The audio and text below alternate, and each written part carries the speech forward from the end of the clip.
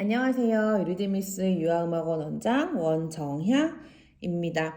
선생님들께서는 피아노 학원을 운영하시면서 아이들을 가르치실 때 어떤 점을 제일 힘드셨나요? 저 같은 경우에는 손모양이나 손목이 릴렉스 이런 것보다도 제일 어려웠던 게 그 악보 보는 그 방법을 가르치는 게 제일 어려웠던 것 같아요. 특히나 지금은 악보가 굉장히 많이 좋아지고 다양해졌지만 제가 처음 학원했던 2009년 그리고 이제 대학생 때 아이들을 처음 가르치면서 이제 했던 그때 2000년대 초반만 해도 일반 악보들이 5선으로 시작돼서 높은 음자리표 오른손을 먼저 치는 게 대부분이었거든요.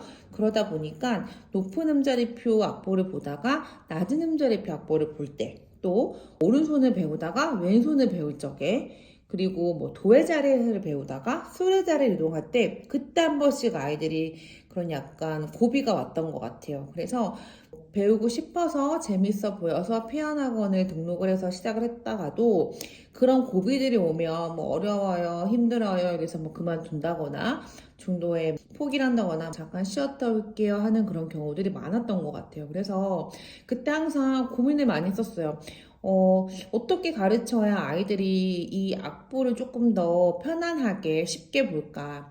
사실 생각해보면 눈으로 악보를 읽고 손가락으로 그 건반을 찾아서 연주를 하고 또 그런데 바른 손 모양으로 치라고 하고 그 치는 소리를 내 귀로 들어서 이걸 맞게 쳤는지 확인해야 되는 굉장히 고차원적인 뇌를 정말 많이 쓰는 게 그 피아노라는 악기인데 와, 그 악보를 본다라는 게 얼마나 어려울까, 아이들이. 그 어린 시선에서는 그런 생각을 정말 많이 했던 것 같거든요. 그래서 제가 6세, 5세 한글을 모르는 아이들을 가르치면서 더 많이 고민했던 것 같아요. 왜냐면 그 아이들은 오선 악보 보는 게 더 말도 안 되게 어려우니까.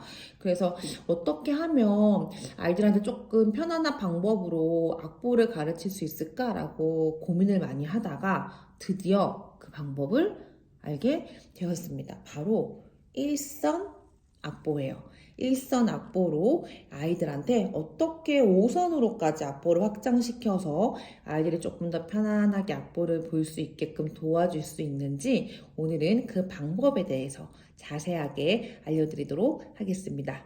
자, 바로 이 악보가 비행기 연주곡을 일선으로 표현한 악보입니다.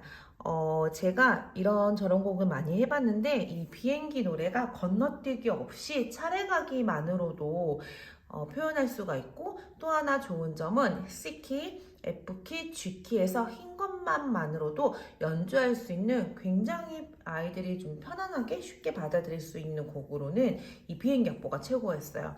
자, 이 곡은 총 8개의 마디로 되어 있고요. 얘는 1, 2, 5, 6마디예요. 자, 이렇게 제가 어떻게 만들었냐면 좀 큼지막하게 만들었어요. 아이들이 좀 눈에 좀 띄게 볼 수 있게끔 이렇게 좀 큼지막하게 만든 거여서 A4 용지 이렇게 2장을 연결해서 저는 수업을 합니다. 보이시나요? 이렇게 해서 여기를 테이프로 붙여서 해요. 왜냐면 좀 너무 작아도 아이들이 보기 힘들기 때문에 이렇게 표시를 한 거고 정말 알려드릴 팁이 많은데 먼저 간단하게 말씀드리면 이 악보는 글씨를 모르는 좀 어린 연령들을 대상으로 한 거예요. 그래서 음표의 표시는 전혀 없고 단순히 동그라미를 하나만으로 표현을 했는데 중요한 건 그래도 마디와 끝세로줄 표시는 해줬어요. 노래가 끝난다는 거, 그다음 이 세로줄이 있어서 마디를 볼 수 있게끔 했고 또 하나 제일 중요한 건 박에 따라서 동그라미의 길이를 다르게 했어요.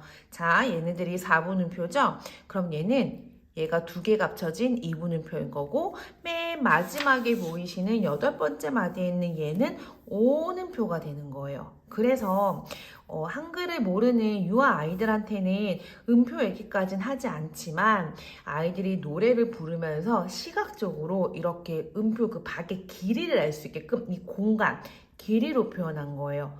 이 부분은 유아를 위한 거고 제가 짧게 팁을 드리면 만약에 초등부 아이를 가르치는 거라면 저 같으면 여기에 그 기둥까지 그려서 음표 표시를 해줄 것 같아요. 그냥 이 장태만으로도 여기 위에 이렇게 그려서 대신 얘가 이분음표랑 헷갈리면 안 되니까 뭔가 좀 연하게 해서라든지 해서 이렇게 검은 색깔 머리는 돼야 되겠죠?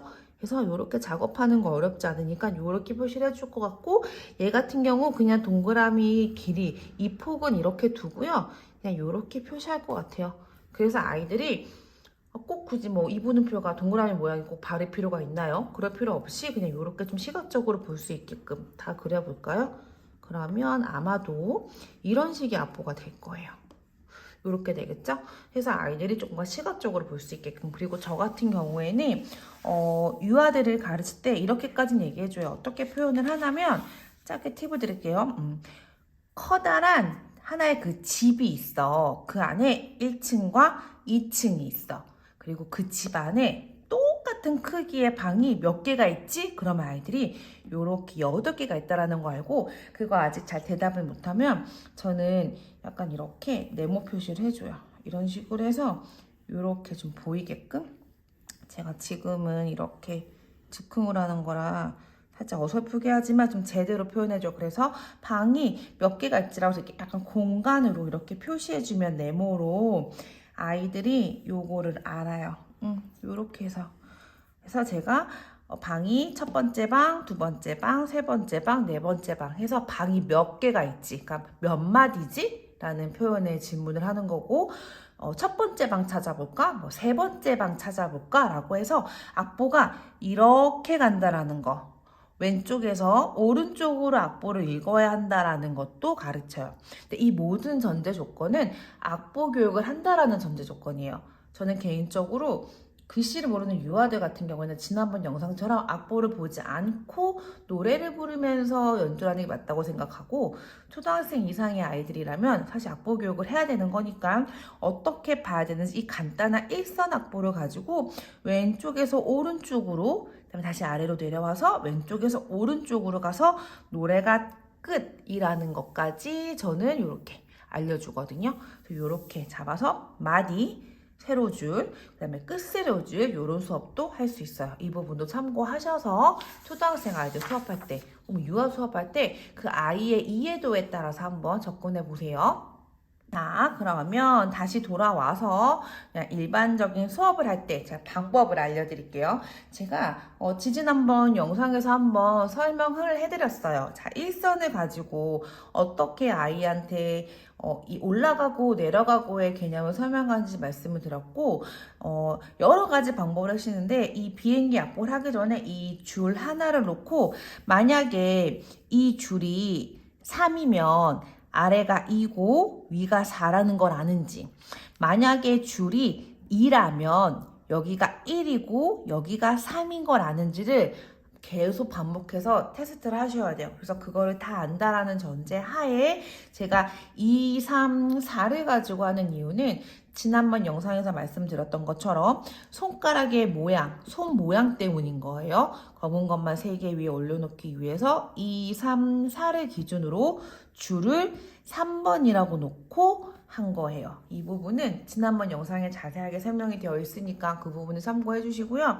자, 우리는 이제 개 이름, 악보 있는 걸로 한번 해볼 거예요. 그래서 만약에 지난번에 알려드린 그 영상을 노래만 부르는 게 아니라 내가 악보를 보고 치게끔 하고 싶어 라고 하시면 여기에 숫자를 넣어서 여기가 3이면 여기가 2고 여기가 4라는 거를 적게끔 하셔서 이거 보고 피아노 건반 위에 올려서 이 손가락 번호 보고 그냥 치면 돼요. 그때는 4, 3, 2, 3, 4, 4, 4라고 손가락 번호를 노래하면서 치는데, 대신 2번 손가락이 만약에 2번이 도라면 도레미 C키, F키, G키 해서 우리 했었죠? 손가락 번호로 그렇게 악보를 보면서 손가락 번호를 연주하는 방법이 지난주 영상이었고, 오늘은 우리가 이거를 기준으로 5선으로 확장하기 위함이기 때문에 아이들한테 뭐를 가르치셔야 되냐면요, 손가락 모양을 이제 아는 거예요. 여기에 우리가 개 이름을 말하게끔 하는 건데, 만약에 줄이 미라면 미 아래에는 뭐가 있을까라고 해서 미 아래에 레가 있고 미 위에 파가 있다라는 걸 알아야 되는 거예요. 그쵸? 그럼 얘는 뭘까? 그럼 미가 되겠죠. 얘는 뭘까? 파가 되겠죠. 이걸 알아야 되는 거예요. 그래서 아이가 파, 미, 레 내려왔죠. 그래서 레 위에 미가 있고 미 위에 파가 있는지, 그 다음에 또 이 머무르는 게으름이라는 걸 인지하는지, 그러니까 파솔라가 아니라 파를 아는지 보셔야 돼요. 그걸 보셔야 돼요. 아니면 만약에 줄이 뭐가 있을까요? 좀 쉬운 거 사실 도레 미거든요. 그래서 만약에 줄이 레라면 뭘까? 그럼 얘가 미가 되고 얘가 도가 되겠죠? 미레 도레 미가 되겠죠? 저는 이렇게까지 표시해 주거든요. 좀 이렇게 시각적으로 보이게끔 해서 이렇게 해서 차례 가는 게으름밖에 없어요. 머무르거나. 그래서 건너뛰기가 없기 때문에 어렵지 않거든요. 그래서 위, 아래, 그다음에 옆에 이런 정도의 그 개념만 옆에서 건드려 두시면 아이들이 초등학생 아이들 웬만하면 그 일상 게으름 어렵지 않게 볼 수 있어요. 7세 아이들도 볼 수 있는 것 같아요. 그래서 가고 자 1, 2마디예요. 그러면 세 번째 마디는 여기가 레가 되겠죠? 레가 되겠고 여기는 미가 되겠죠? 요거를 아는지를 보셔야 돼요. 해서 여기서 정말 많은 작업을 이거를 계속 반복하는 거예요. 저 같은 경우에는 이걸 여러 장 뽑아놓기도 하고 아니 좀 큰 애들이면 여기 안에 그 8마디가 다 들어가게끔 만들기도 하고 아니면은 이거를 코팅을 해서 이렇게 보드마커로 썼다 지웠다 할 수 있는 것도 방법인 것 같아요. 여러 명의 아이들을 가르치는 경우에는. 그래서 이렇게 수업을 하는데 이거를 피아노 앞에 가서 아이들한테 또 어떻게 적용해야 되는지 그 방법 또 연결해서 알려드릴게요. 자, 지금부터는 제가 알려드린 그 일선 악보를 가지고 와서 피아노에서 아이가 이거를 정확하게 이해하고 있는지 확인하는 방법을 알려드릴 거예요. 자, 요렇게 비행기 악보에 7, 8마디를 갖고 왔는데 간단하게 이 7마디, 요 한마디를 가지고 설명드릴게요. 아이한테 여러 가지의 이제 제시를 주는 거예요. 자, 만약에 줄이 레라면 2번 손가락으로 레를 한번 찾아볼까? 그래서 아이가 레에다가 건반에 손을 올렸어요. 자, 그럼 얘는 또 뭘까? 아이가 대답하고 칠 수 있어야 돼요. 레. 올라갔네. 미. 내려갔네. 레. 또 내려갔네. 도라고 하는지 보셔야 돼요. 자, 지금은 박자 이런 것보다도 그냥 위아래 개념을 알고 있고 이 줄칸의 개념 올라가고 내려가는 개를 인지하는지를 보셔야 돼요. 자, 그러면 만약에 이번엔 줄이 미면 2번 손가락 미 찾아볼까? 그러니까 이때도 아이가 건반을 찾을 수 있어야겠죠. 그래서 아이가 미가 어디 있을까? 해서 미를 찾았어요. 그럼 만약에 줄이 미라면 미. 아까는 애기가 걔 이름을 얘기할 수 있어야 돼요. 그럼 얘는 또 뭐지? 미. 올라갔네. 파. 내려갔네. 미. 내려갔네. 레라고 할 수 있어야 돼요.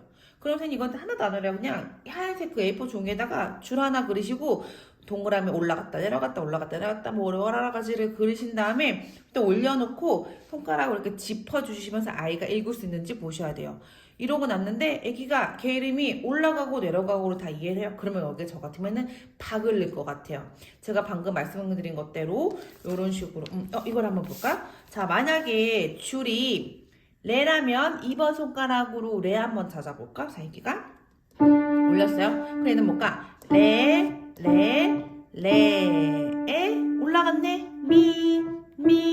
미라고 볼 것 같아요. 그래서 많이 어려워하는 아이들이면 선생님이 옆에서 올라갔네, 내려갔네, 똑같네 라고 얘기를 해주시면서 이렇게 색연필로 이런 식으로 올라갔네 이런 식으로 표시를 해줘서 이 박만큼 소리낼 수 있는지도 저는 볼 것 같아요. 이해를 하는 아이들이라면. 그리고 여기에다가 음표까지 정확하게 표시해 준다면 아이가 악보, 걔 이름도 볼 수 있는 거고 그 음표에 대한 박의 개념도 이해하고 있는 거겠죠? 라고 해서 이거를 계속 많이 반복하면 이 다음에는 뭘 확인해요? 건너뛰기를 아는지 보셔야 돼요.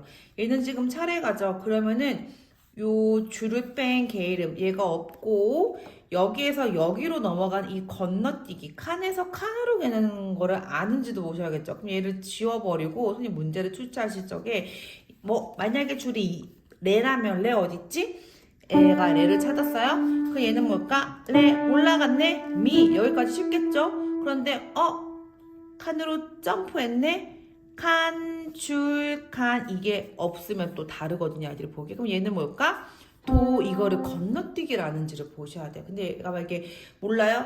그러면 여러 가지 방법이 있겠죠. 이거 보이게끔 눈에 그려주신다든지 뭐 뭔가 표시를 한다든지 점프라는 거를 뭐 알려준다든지 해서 선생님이 고민을 많이 하셔야 될 거예요. 그래서 아이가 조금 정답을 찾아갈 수 있게끔 그 바른 길로 갈 수 있게끔 길을 계속 틔워준다고 생각하시면 되거든요. 그래서 이렇게 일선을 가지고 걔를 위로 아래로 올라가고 내려가고 상행 하행을 알고 있게끔 가르쳐 주시면 아마도 그 2선 3선 물론 확장하는 과정에서 또 어려움이 있고 아이들이 힘들어할 수도 있지만 이렇게 하나씩 차근차근 해나가시면 그 5선을 가르치는 데는 별로 어려움이 없으실 거고 무엇보다도 아이들이 고정관념이 안 생겨요.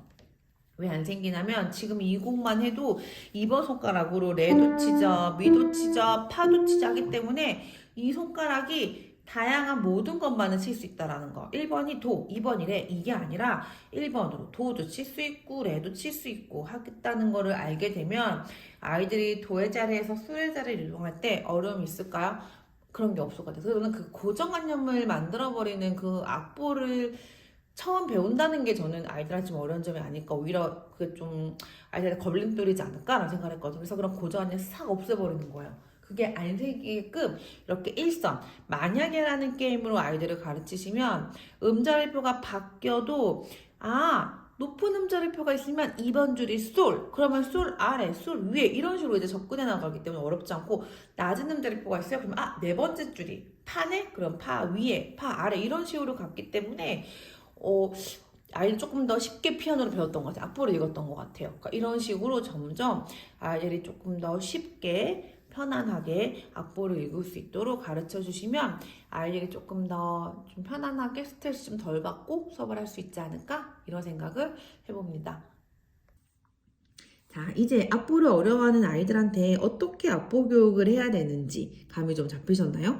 네, 요즘 아이들은 고민하고 싶어 하지 않아요. 그리고 모르면 고민도 안 하죠. 그냥 몰라요? 모르겠는데요? 그래서 뭘 모르는데? 물어보면 모르겠는데요? 그것도 모르겠다고 하죠. 그런데 요즘 아이들은 저희 때랑은 다르게 영상 매체에 노출이 많이 되어 있잖아요. 그래서 뭔가 기다리는 거, 그다음에 고민하고 생각하는 거 이런 힘들이 많이 약해졌어요. 그런데 그런 아이들한테 너 이거 길러야 돼, 이렇게 해야 돼. 물론 필요한 부분이지만 그 부분을 강요하기 전에 아이들이 그걸 할 수 있게끔 어른인 우리가 가르쳐야 된다라는 거죠. 그래서 우리가 배웠던 그런 오손악보 교육을 처음부터 시작하는 걸 강요할 게 아니라 또 더 좋은 아이들이 좀 재미있게 쉽게 할 수 있는 방법이 있다면 그걸로 접근해 보자는 거죠. 그게 저는 1선이었어요. 그래서 1선으로 시작을 해서 2선, 3선, 결국 5선까지 확장해 나가는 그 과정에서 아이들이 한 단계 한 단계 어렵지 않게 하나씩 밟아 나가는 거예요. 그러면서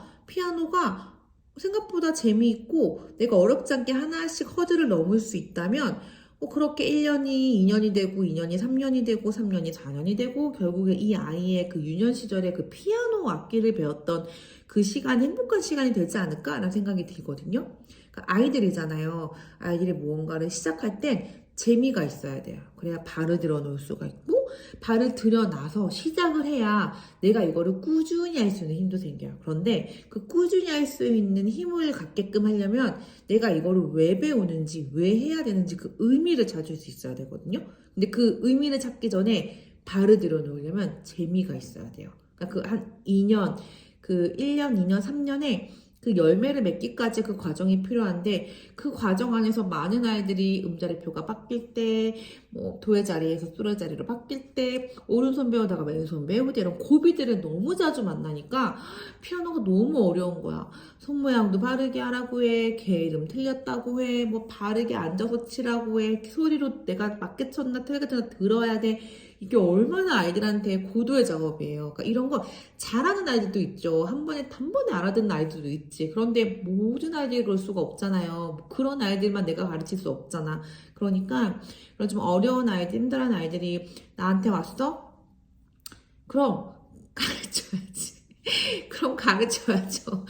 저는 사실 그 친한 분들한테 항상 얘기를 하는데 저는 아이들은 안 가르쳐받아요. 왜냐면 아이들은 가르치면 돼요. 내가 전 또 어린 연령들을 가르치다 보니까 큰 아이들은 또 모르겠는데 완전 애기들을 가르치잖아요. 애들은 가르치면 바뀌어요. 그 아웃풋의 시기가 다를 뿐이지 언젠간 바뀌어요. 그게 1년이 될 수도 있고 2년이 될 수도 있지만 부모, 그다음에 선생님, 이 어른들이 기다려주면 그리고 꾸준히 잘 가르쳐주면 아이들은 반드시 바뀌어요. 그런데 어른은 잘 안 바뀌거든요. 그래서 저는 우스갯소리로 그 원장님들한테 근처 원장, 친한 원장들한테 말씀드릴 때, 그다음에 친한 부모님들한테 이렇게 상담하거나 얘기할 때, 저는 애들은 안 가르쳐받는다. 그런데 부모는, 어른은 가르쳐받는다라고 얘기해요. 왜냐면 제가 아무리 이런 마음으로 아이를 가르쳐도 부모님과 저의 교육관이 맞지 않고 이런 방향이 저랑 맞지 않으면 제가 아무리 인풋을 넣어도 아웃풋이 나올 수가 없어요. 그렇기 때문에 상담을 할 때, 그다음에 아이들을 받을 때 아이들이 저는 ADHD도 있고 뭔가 이렇게 어려운 아이들이 많이 있는데 상담을 할 적에 어머님의 교육관과 저의 교육관이 맞고 제가 얘기하는 이렇게 가르치는 방법에 대한 걸 오케이 하시고 기다려주겠다는 전제 하에 저는 아이를 봤거든요. 왜냐면 아이들은 바뀌어요. 저는 그거에 대한 확신이 이제 생겼어요. 어린아이들을 가르치면서.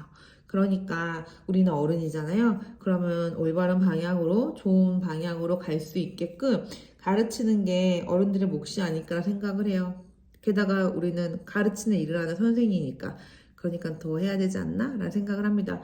그래서 학원을 하시면서 힘든 그런 고비고비들이 많이 있잖아요. 그럴 때 이런 방법으로 그래 네가 이게 어렵겠지. 그럼 조금 더 쉽게 가볼까? 더 쉽게 가볼까? 더 쉽게 가볼까? 라고 해서 아이한테 그 맞는 그 방향을 잘 이렇게 잡아서 선생님이 더 고민하시고 노력하셔서 가르치다 보면 언젠가 그 아이가 빛을 보게 될 거고 분명히 그 아이의 기억 속에 선생님에 대한 그런 기억이 굉장히 행복한 기억으로 남아있을 거라고 저는 확신해요.